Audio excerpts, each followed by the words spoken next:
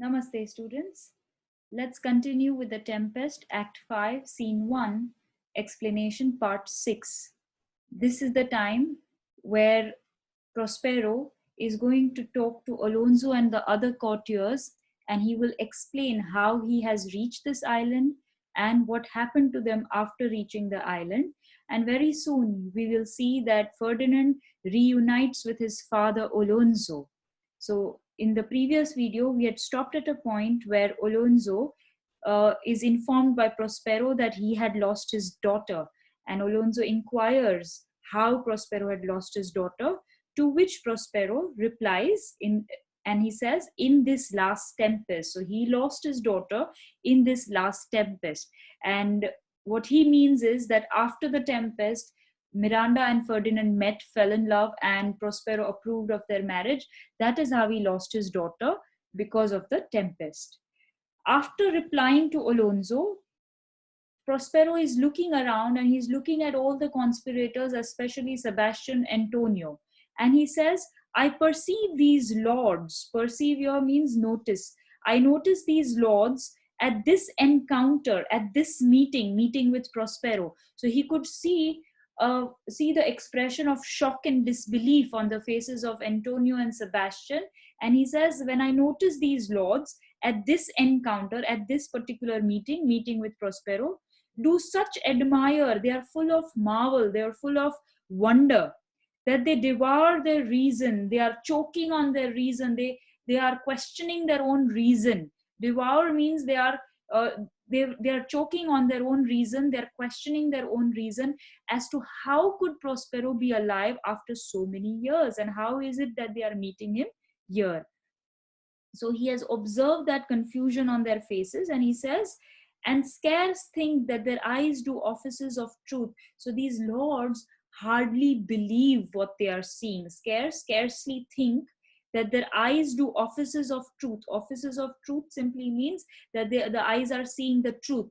So he looked at these conspirators and he clearly understood that they are confused, they are shocked, they are in wonder seeing Prospero, meeting Prospero. And he addresses that. He says that I can notice it, I can see it, that these conspirators, these lords, especially Antonio and Sebastian, were shocked, extremely shocked, and so were the others.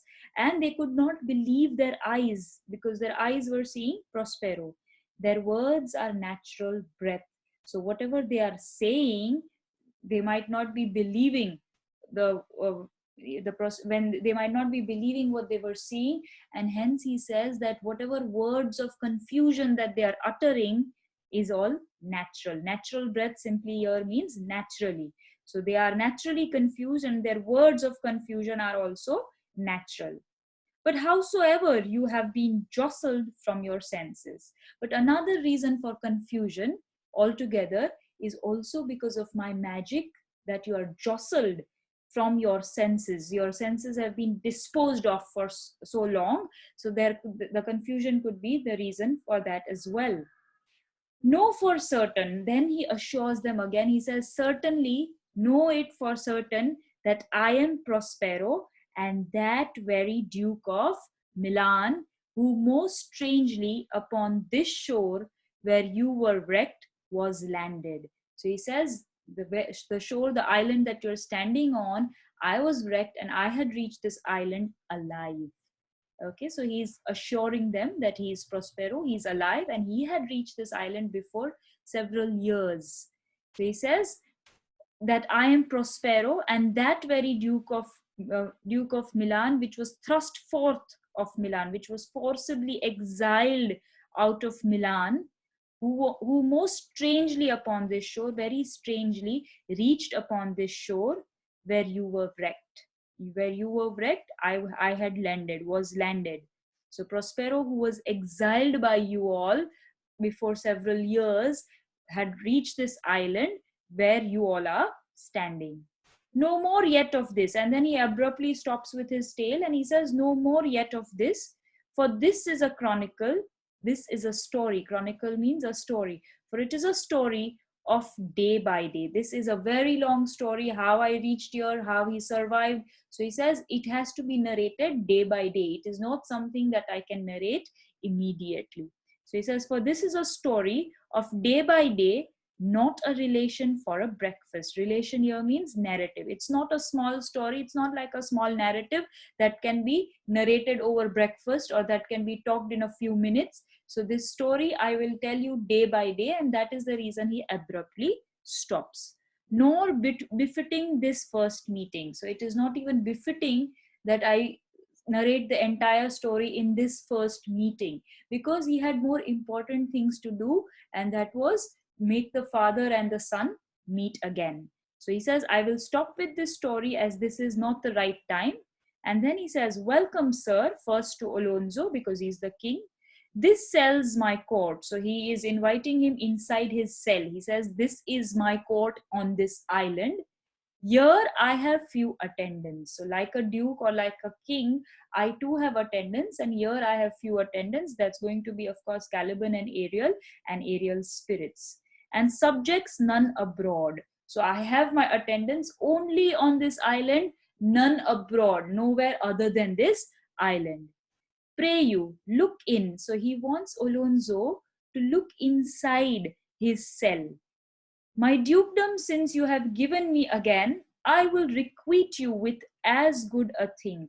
Since you have given me my dukedom back, I will repay you. Requite you, I will repay you with a very good thing, with a very good gift.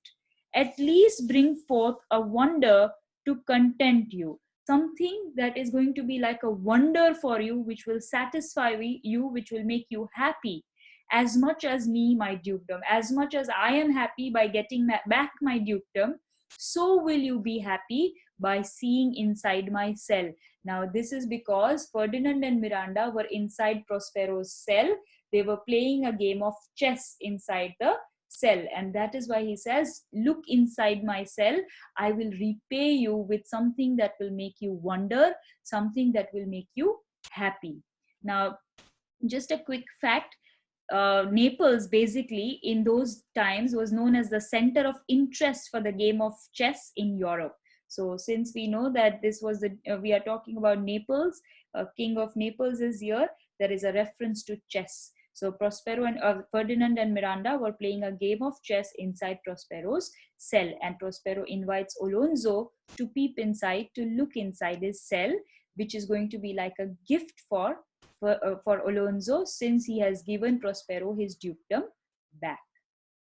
Let's see what happens inside. So Ferdinand and Miranda, of course, have not seen Alonso yet. So Ferdinand and Miranda were innocently continuing with their game of chess, and Miranda, it says, sweet lord, you play me false. So she's complaining. It's a loving banter between Miranda and Ferdinand, and Miranda says, you play me false, you are playing a trick on me. So Ferdinand says, no, my dearest love, I would not for the world. For the sake of the entire world, I will not cheat you in this game. So Miranda says, yes, for a score of kingdoms. Score over here means 20. You would cheat me for 20 kingdoms. So over here, when Ferdinand lovingly says that he would never cheat for the sake of the entire world, he would never cheat Miranda. Miranda lovingly complains, teases Ferdinand and says, no, you would cheat me. For if you were to get 20 kingdoms, you would cheat me. You should wrangle, argue, dispute. You will dispute with me, you will argue with me, and I would call it fair play. And because I'm so much in love with you, I would still call it fair play. So even if you cheated me, I would call it fair play because I am in love with you. So it's basically a very innocent, loving banter going on between Ferdinand and Miranda, who were playing chess. Alonso, looking at this sight, of course, was extremely thrilled, happy, and content. If this prove a vision of the island, one dear son, he says, if this be some sort of vision of the island, I am going to lose my one dear son again. Shall I lose twice? So he says, I will lose one son twice, because he thinks that earlier he's already lost him in the Tempest. And if this is a vision like that of the banquet, when the harpy comes and the banquet vanishes, if this too, Ferdinand too, right now is a vision, it's going to be like losing my only son twice. Okay. So Sebastian says, a most high miracle. So he says, what I'm seeing right now is a most high miracle. Now, by that time, Ferdinand, hearing these voices, had seen Alonso and the party. So he gets up from the game of chess, he comes forward and he says, though the seas threaten, they are merciful. So he's thankful that he has reunited with his father, and he says, though the seas were threatening during the tempest, after all, eventually they are merciful because they have given him his father back. I have cursed them without a cause. I have cursed the sea without a reason. So when he thought he lost his father, he perhaps cursed the sea, but now he thinks that there was no reason to curse it since he gets his father back. So he kneels down before Alonso like a very obedient, dutiful son to seek his blessings. To which Alonso says, now all the blessings of a glad father compass thee about, compass thee, surround you. All my blessings will now surround you about. You have all my blessings. Arise and say how thou camest here. Get up and tell me, how did you reach this island? How did you come here? So very important in these lines is to remember that this is where Alonso and Ferdinand will be reunited, and very soon Ferdinand will introduce Miranda to Alonso. We will continue with the next part in the next video.